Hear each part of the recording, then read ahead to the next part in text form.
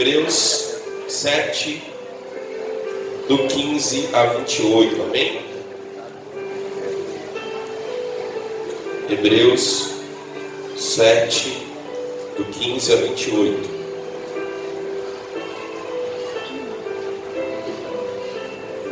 Eu vou ler primeiro Hebreus 5, do 11 a 14, depois eu leio o 7, do 15 a 28.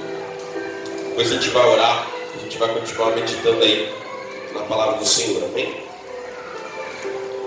O título desse texto diz: Apelo ao crescimento espiritual, amém? Então diz assim a palavra de Deus: há muito mais que gostaríamos de dizer a esse respeito, mas são coisas difíceis de explicar, sobretudo porque vocês se tornaram displicentes acerca do que ouvem. Pode abaixar um pouquinho o médio do microfone, tá? A esta altura já deveriam ensinar outras pessoas, e no entanto precisam que alguém lhes ensine novamente os conceitos mais básicos da palavra de Deus. Ainda precisam de leite e não podem ingerir alimento sólido. Quem se alimenta de leite ainda é criança e não sabe o que é justo. O alimento sólido é para os adultos, que pela prática constante são capazes de distinguir entre o certo e o errado, amém? Repete comigo aí: quem se alimenta de leite ainda é criança e não sabe o que é justo. O alimento sólido é para os adultos, que pela prática constante são capazes de distinguir entre o certo e o errado, amém? Muitas vezes, senta ainda não, muitas vezes a gente quer trazer às vezes uma palavra para a igreja e a gente fica pensando: Senhor, como é que eu vou falar isso? Como é que eu vou pregar isso? Complicado, né? Mas a gente precisa crescer, amém, irmãos? Tem coisas que a gente precisa pregar e ensinar que são coisas difíceis. São coisas, às vezes, duras. São coisas, às vezes, complexas de entender. Mas é preciso avançar, amém? Amém, igreja? É preciso, às vezes, dar uma papinha mais grossa para o neném, amém? Senão ele não cresce, senão ele não avança, amém, igreja? Então vamos lá para Hebreus 7, do 15 a 28.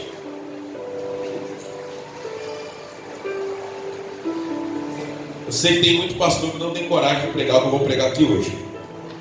Inclusive até um amigo falou assim: você é corajoso, você vai pregar isso lá na igreja? Eu falei: pô, por que não? Não é a palavra de Deus? Então se é a palavra de Deus, a gente vai pregar, né? Se alguém não gostar, vai falar com Deus, né? O problema não é meu, não é verdade? Então, vamos lá. Hebreus 7, do 15 a 28 diz assim: essa mudança se torna ainda mais clara com o surgimento de outro sacerdote, semelhante a Melquisedeque. Está falando aqui agora de Jesus como sacerdote da ordem de Melquisedeque, o qual se tornou sacerdote não por cumprir leis e exigências humanas, mas pelo poder de uma vida indestrutível. Pois a respeito dele foi dito: você é sacerdote para sempre, segundo a ordem de Melquisedeque. Salmo 110, 4. Desse modo, o antigo requisito, por ser fraco e inútil, foi cancelado, pois a lei nunca tornou perfeita coisa alguma. Agora, porém, temos certeza de uma esperança superior, pela qual nos aproximamos de Deus.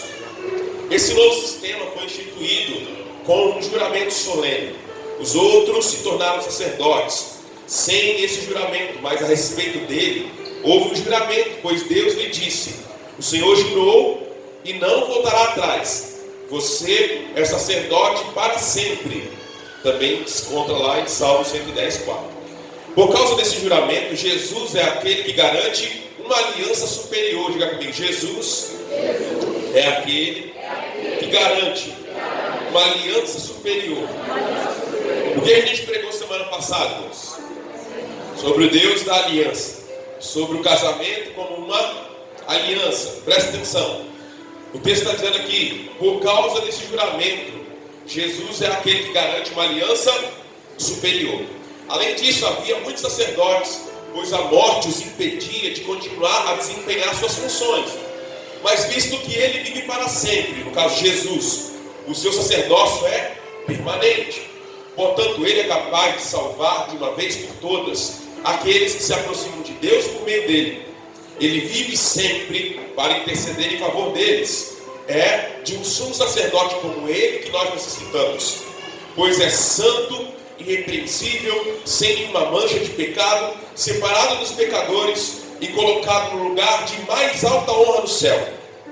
Ele não precisa oferecer sacrifícios diariamente, ao contrário dos outros sumos sacerdotes, que os ofereciam primeiro por seus próprios pecados e depois pelos pecados do povo. Ele, porém, o fez de uma vez por todas, quando ofereceu a si mesmo como sacrifício. Diga, Jesus ofereceu a si mesmo a Deus como sacrifício. A lei nomeava sacerdotes limitados pela fraqueza humana, mas depois da lei, Deus nomeou com juramento seu Filho, que se tornou o sumo sacerdote perfeito para sempre. Amém? Então a gente vai orar, depois você vai se sentar. Eu quero só compartilhar uma introdução com você aqui, nesse texto, para a gente partir para onde a gente vai, tá bom? Então feche seus olhos e vamos orar. Senhor amado, nós te adoramos e te louvamos, a Deus, pela tua palavra nesse momento, pela tua palavra em nossas vidas, pela tua palavra neste lugar. Tua palavra é viva, poderosa, eficaz.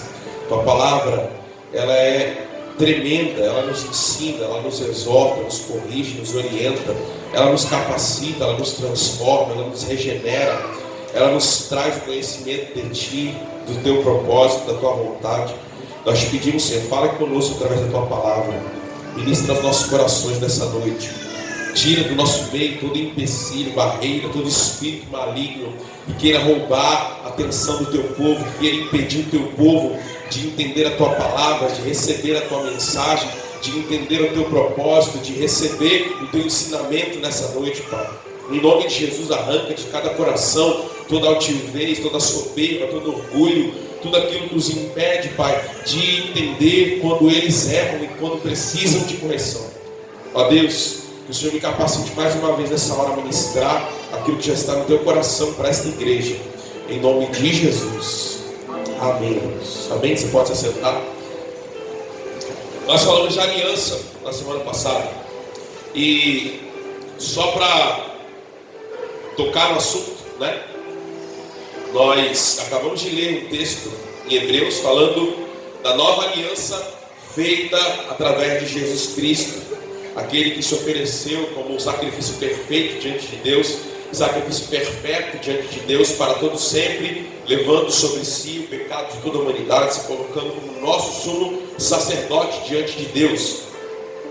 E preste atenção, Deus leva tão a sério essa coisa de aliança, Deus leva tão a sério essa questão de aliança, que para estabelecer uma aliança superior e invalidar a aliança anterior, a aliança enfraquecida, quebrada, que foi dita aqui, tinha se tornado inútil e frágil, ele precisou morrer. Ele precisou se fazer homem, vir ao mundo e morrer para invalidar a antiga aliança, começar uma nova aliança. O apóstolo Paulo vai dizer lá em 1 Coríntios 7 que a esposa está ligada ao marido até que este morra. Morrendo o marido, ela está livre e ela não está mais obrigada a ir ligada ao marido. É isso que esse texto aqui de alguma forma está dizendo para nós. Como a aliança ela não pode ser quebrada, como a aliança não pode ser revogada, a aliança só é quebrada quando uma das duas partes que gerou a aliança, que entrou nesse pacto de sangue, morre. Mas Deus é eterno, Deus não morre, não é verdade? E aí o que acontece? como invalidar a aliança antiga se ele não morre? Né? Como a aliança antiga deixaria de valer se ele não morre? Então, ele veio ao mundo, ele se fez homem. Aquele que era infinito tornou-se finito, aquele que era imortal tornou-se mortal, aquele que era invisível tornou-se invisível e se colocou aqui no mundo para quê? Para morrer e invalidar a antiga aliança e começar uma nova aliança superior à antiga. Isso é sério, isso é muito sério. Quando você começa a entender o sentido da aliança, como Deus leva a sério essa questão da aliança, você começa a ver o casamento de uma maneira diferente. Quando você começa a entender que no Antigo Testamento, toda vez que alguém quebrava a aliança, alguém precisava morrer. Você vai entender que o propósito da lei sempre foi bom, perfeito e agradável. Quando Deus fez uma aliança com o povo de Israel ali no Monte Sinai, né? Moisés desceu do monte com as leis e passou ao povo, e todo mundo concordou e falou: amém, nós faremos isso, nós obedeceremos ao Senhor, nós seremos o povo dele, ele será o nosso Deus, nós vamos cumprir tudo isso daí. Moisés falou: amém, seja assim, mas se vocês não cumprirem, vai acontecer o quê? Isso, deu um monte de maldições para eles. Se vocês não cumprirem a aliança, as maldições virão. E cada vez que um pecado grave, daqueles 10 mandamentos lá, era quebrado, alguém tinha que morrer. Porque a Bíblia fala que o salário do pecado é o quê? O salário do pecado é a morte. O salário do pecado é a morte. O salário do pecado é a morte. Então o que acontecia? A pessoa, ela vivia debaixo da aliança com Deus. Quando ele quebrava a aliança, ele tinha que morrer. Aí o que acontecia? Para ele não morrer, ele precisava levar um animal. Ele pegava aquele animal e aí ele ia diante do sacerdote, colocava sua mão na cabeça daquele animal, como se estivesse passando os pecados dele para aquele animal, e depois o sacerdote pegava aquele animal e matava aquele animal, e queimava aquele animal no altar diante de Deus. Ou seja, toda vez que a aliança era quebrada, alguém tinha que morrer. Você consegue entender isso? Está claro ou está pouco claro? Tem que desenhar mais um pouquinho? Se tiver, eu desenho mais. Ou está bem? Dá para passar para frente? Podemos passar para frente? Amém. Então, segundo esse costume, você vai ver, se alguém adorasse a ídolos, o que acontecia com ele? Era morto. Se alguém adulterasse, o que acontecia com ele? Era morto. Se alguém não honrasse seu pai, sua mãe, xingasse o pai, xingasse a mãe, o que acontecia com ele? Era morto. E esses pecados que eu estou falando, como alguns outros, não tinha negócio de, vou levar lá o animalzinho, vou levar lá a ovelhinha, vou levar lá a pombinha, vou levar lá não sei o que. Não, esses era morto mesmo, apedrejado diante de todos. Não tinha outra forma de se purgar o pecado, de se limpar o pecado, a não ser a própria pessoa dando a sua própria vida. E às vezes a gente olha para o Antigo Testamento e a gente pensa assim: mas Deus era muito severo, Deus era muito rígido, né? O Deus do Antigo Testamento, como se houvesse dois deuses, do Antigo e do Novo, né? O Deus do Antigo Testamento é muito perverso, é muito irado, é muito bravo. Não, é o mesmo Deus, ele não mudou. É o mesmo Deus, é a mesma aliança. Agora, presta atenção. Quando acontecia isso, as pessoas morriam, e morriam como? Morriam apedrejadas. Ao elas morrerem apedrejadas, Deus, em primeiro lugar, estava dando uma lição para todo o povo de que aquele pecado não deveria ser cometido. Em segundo lugar, Deus estava dando a oportunidade àquela pessoa de se arrepender de verdade.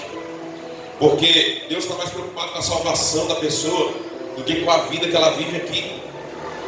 Pensa nisso. Deus sempre está mais preocupado com a sua salvação do que com a vida que você leva aqui no seu dia a dia. Importa mais você ser salvo do que você viver uma vida boa. Entende isso? Quem entendeu isso? Deus não está muito preocupado se você vai ser feliz ou não vai ser feliz. Essa história aí é a história desses evangelhos fracos que estão se pregando por aí. Essa não é a verdade. Deus não está preocupado se você vai ser feliz ou não vai ser feliz. Deus está preocupado se você vai ser salvo ou não vai ser salvo. Se você vai passar a eternidade com Ele ou se você vai passar a eternidade no inferno. Amém, igreja?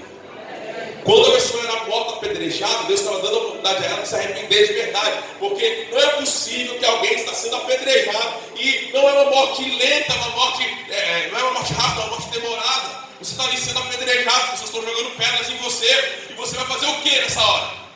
Você vai clamar a Deus. Você vai clamar misericórdia. Você vai clamar perdão. Você vai falar: Senhor, tem misericórdia de mim. Eu não queria ter falhado, eu não queria ter errado. E naquela hora Deus está te dando a oportunidade de ser salvo. Mesmo tendo praticado aquele pecado que Deus condenou.